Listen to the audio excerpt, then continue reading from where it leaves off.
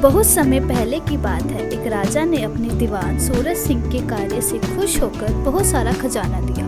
खजाना इतना था कि पूरे गांव का भला हो जाए। उस राजा के समय में प्रजा हर तरह से संपन्न थी और दीवान को भी उस खजाने की जरूरत नहीं थी। दीवान सूरज सिंह सोचता है कि मुझे अभी इस खजाने की ज़रूरत नहीं है, लेकिन शायद भविष्य में इस खजाने की ज़रूरत पड़े, इसलिए मुझे यह खजाना किसी सुरक्षित जगह पर रखना चाहिए। खजाने को सुरक्षित रखने के लिए वो अपने मित्र माधो सिंह की सलाह लेता है। माधो सिंह कहता है कि यह खजाना कहीं जंगल में छुपा देना चाहिए और इसकी सुरक्षा का पूरा ध्यान देना होगा। कोई बिना नक्शे, बिना जानकारी के खजाने को ना निकाल सके और ना ही भविष्य में कोई इस खजाने का दुरुपयोग कर सके।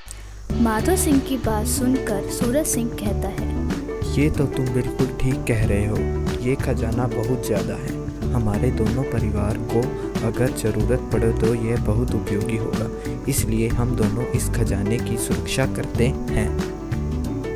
सूरज सिंह एक पजल का लोक लगाता है और खजाने तक पहुंचने के रास्ते को खतरों से भरा बना देता है। उसे सिर्फ बुद्धिमानी से ही हल किया जा सकता था और एक नक्शा बना देता है, कभी भविष्य में खजाने को ढूंढने में ज़्यादा परेशानी ना हो। और वह उस खजाने को मंत्रों से बांध देता है और यह दोनों मिलकर ही खजाने को निकाल सकते हैं। कहीं किसी एक के मन में लालच ना आ जाए, इसलिए दोनों अपने बच्चों को खजाने तक पहुंचने का नक्शा और उसे पाने का रास्ता एक कहानी के रूप में सुनाते रहते हैं और एक पहेली के रूप में उसे एक किताब में लिख देते हैं। जो पहेली को जाने वो हो जाए माला माल, जो करे जग कल्याण। यह किताब की आखिरी लाइन होती है। समय बीतता जाता है, ऐसे करते करते उनकी 5 पीढ़ियां निकल जाती है। सूरज सिंह और माधो सिंह की 5वीं पीढ़ी के वंशज गरीब होते हैं। उनका गुजारा होना भी मुश्किल था। उनकी वो कहानी और किताब पीढ़ी दर पीढ़ी आगे बढ़ रही थी। दोनों के परिवार के लोगों ने उस किताब को नहीं पढ़ा था। माधो सिंह का वंशज अजीत सिंह अपनी गरीबी से तंग आकर आत्महत्या करने की कोशिश करता है, लेकिन उसकी माँ उसे ऐसा करने से रोक देती है। वो उसे समझाती है, बेटा ये जिंदगी बहुत कीमती है और भगवान चाहे तो हमारे अच्छे दिन ज़रूर आएंगे। हमारे आंगन में जो पेड़ है उसके नीचे एक संदूक दबा हुआ है। ये बात हमारे खानदान में कई पीढ़ी से चलती आ रही है। अजीत सिंह और उसके सभी भाई मान जाते हैं। वह लोग उस संदूक को निकालते हैं और खोलकर देखते हैं तो उसमें एक किताब होती है और कुछ नहीं होता। किताब को पढ़ते हैं तो उन्हें पता लगता है। अजीत कहता है कि इस खजाने तक हम अकेले नहीं पहुंच सकते। हमें सूरज सिंह के वंशजों से मिलना होगा, तब हम ये खजाना निकाल पाएंगे। अब अजीत सिंह सूरज सिंह के वंशज के पास जाता है। चंदन और विजय उनके वंशज में 2 भाई होते हैं। दोनों चचेरे भाई होते हैं। वह बहुत संपन्न होते हैं, लेकिन दौलत की कमी तो हर किसी को लगती ही है, चाहे उसके पास कितना भी दौलत क्यों ना हो। चंदन कहता है कि मुझे उस खजाने के बारे में पता है। एक बार मैं दादाजी के साथ वहाँ गया था। मुझे कुछ याद है। वो बहुत बड़ा खजाना है। वो सारा खजाना हमें तब मिलेगा जब हम लोगों की भलाई के बारे में सोचेंगे, क्योंकि उस किताब में आखिरी पेज पर लिखा है, जो पहली को जाने हो जाए माला माल, जो करे जग कल्याण। अजीत सिंह उस किताब का आखिरी पन्ना पढ़ता है। उसमें यही लिखा होता है। चंदन सिंह कहता है कि ये नक्शा है और एक नक्शा तुम्हारे पास है। ये किताब मैंने अच्छे से पढ़ी है। खजाने को निकालते समय हर पहेली को अच्छे से समझना होगा और उसे हल करना होगा। ये दोनों किताब उस गुफा की चाबी है जिससे आगे जाने का रास्ता मिलेगा। जो चीज़ उस पहेली के खांचे में फंस जाती है या अपने आप नहीं निकलती है, उसे वहीं रहने देना है। जो निकल जाती है उसे अपने साथ लेकर आगे बढ़ना है। चंदन कहता है कि हम कल सुबह जल्दी चलेंगे। तुम ये सारा सामान अपने साथ ले जाओ और इसे एक जगह रख देना। अजीत सिंह रात को ही खजाने की तलाश में अपने भाई के साथ चला जाता है। वो रास्ते में किताब पढ़ता है। उसमें लिखा था, अगर कोई लालच या धोखा करेगा उसे खजाना नहीं मिलेगा। वो सोचता है ये सब डराने के लिए लिखा है। ताकि कोई अकेले इस खजाने को ना निकाल पाए। वो खजाने के पास उस गुफा के पत्थर पर जहाँ किताब का साँचे जैसी आकृति बनी होती है, उस पर किताब रखता है और गुफा का पत्थर हट जाता है। तभी वहाँ पर कुछ लोग आ जाते हैं। अजीत और उसके भाई का सारा सामान छीन लेते हैं और उन्हें मार पीट कर छोड़ देते हैं। अब अजीत और उसके भाई को समझ आ जाता है कि वे लालच और धोखे से खजाना नहीं पा सकते, लेकिन वो बिना सामान के ये खजाना निकालेंगे कैसे। गांव में और गांव के आसपास खजाना होने की चर्चा तो पहले ही फैली हुई थी। अब इन दोनों परिवार का एक साथ मिलना खजाने की खबर को सच साबित कर रहा था। कुछ लालची लोग जो इस दुनिया पर अपना कब्जा करना चाहते थे, वह लोग हाईटेक टेक्नोलॉजी की मदद से खजाने की तलाश में लग जाते हैं। वे खजाने की जगह पर पहुंच जाती हैं। खजाना निकालते समय उनके कई मजदूरों और लालची इंसान जो उस खजाने को निकालने की कोशिश कर रहा होता है, उसके बेटे की भी मौत हो जाती है। बहुत प्रयास करने के बाद भी वो खजाना नहीं निकाल पाते हैं। उनसे उस गुफा का गेट भी नहीं खुलता है।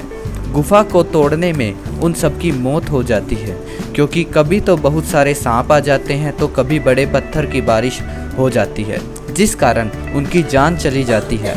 अब उस आदमी के लिए खजाना निकालना एक जिद बन जाती है, क्योंकि उसने खजाने के लिए अपने एक बेटे को भी खो दिया था। अब उसे हर हाल में खजाना चाहिए था, इसलिए वो चंदन और अजीत सिंह का अपहरण कर लेता है। अब वो इन दोनों के द्वारा खजाना निकालना चाहता है। चंदन सिंह और अजीत सिंह को पता था अगर ये खजाना इसके हाथ लग गया तो अच्छा नहीं होगा, लेकिन मजबूरी में उनको खजाना निकालने में उसकी सहायता करनी पड़ती है। अगर वह ऐसा नहीं करते तो वो लोग उन दोनों की फैमिली को ख़त्म कर देते। अपनी अपनी फैमिली को बचाने के लिए दोनों खजाना निकालने की कोशिश करते हैं। उनको पता है अगर खजाना निकला तो उन्हें कुछ नहीं मिलेगा, लेकिन फैमिली के आगे बड़े बड़े खजाने की कीमत भी कम होती है। वे दोनों उन पर अपनी किताब लेकर लग जाते हैं और गुफा का गेट खोल देते हैं। वो किताब नीचे गिर जाती है। वे दोनों किताब उठा लेते हैं। थोड़ी देर बाद वो गेट वापस बंद हो जाता है। कुछ लोग चंदन सिंह और अजीत सिंह के साथ गुफा के अंदर आ जाते हैं और कुछ लोग बाहर रह जाते हैं।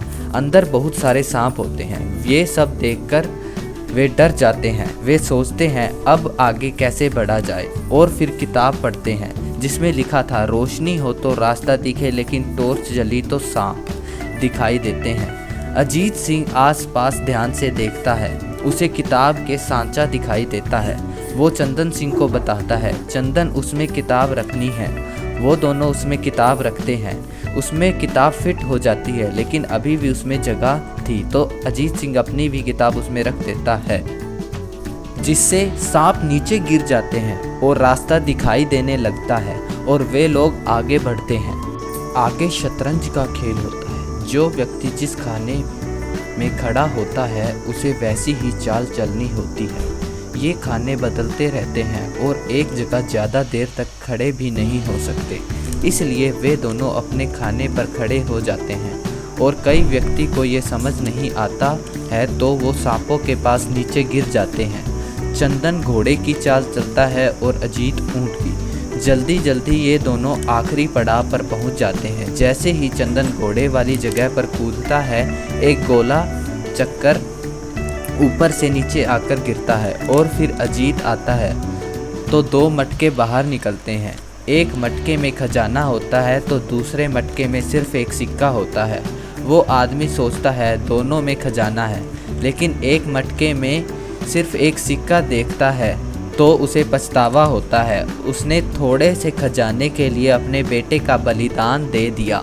वो दुखी होकर खजाना लेकर वहाँ से चला जाता है।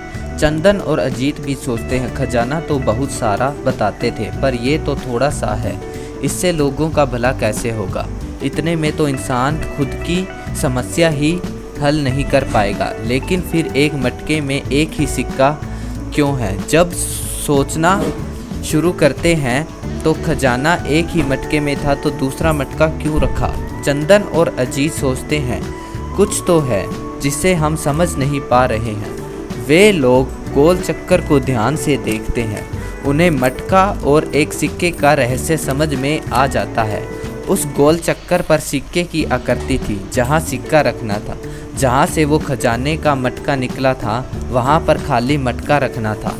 ये दोनों ऐसा ही करते हैं। जैसे ही उन्हें समझ में आता है उनके बाद वो गोला चक्कर नीचे चला जाता है और बहुत सारा खजाना उस गोले चक्कर की जगह आ जाता है। वे दोनों कहते हैं हमारे पूर्वज ठीक कहते थे, लालच और धोखे से वो खजाना नहीं प्राप्त कर पाओगे। लोगों की भलाई की सोचोगे तो माला माल हो जाओगे। वे दोनों उस आदमी की गाड़ियों में खजाना लेकर चले जाते हैं और बहुत से कार्य करते हैं जिससे लोगों का भला हो। वे स्कूल बनवाते हैं, हॉस्पिटल, कुएं और बहुत से कार्य करते हैं। उसमें से कुछ खजाना अपने लिए रखकर बाकी का खजाना सरकार को दे देते हैं। सरकार उन्हें उस खजाने का हिस्सा भी देती है। अगर वे भी लालच करते तो उन्हें कुछ नहीं मिलता।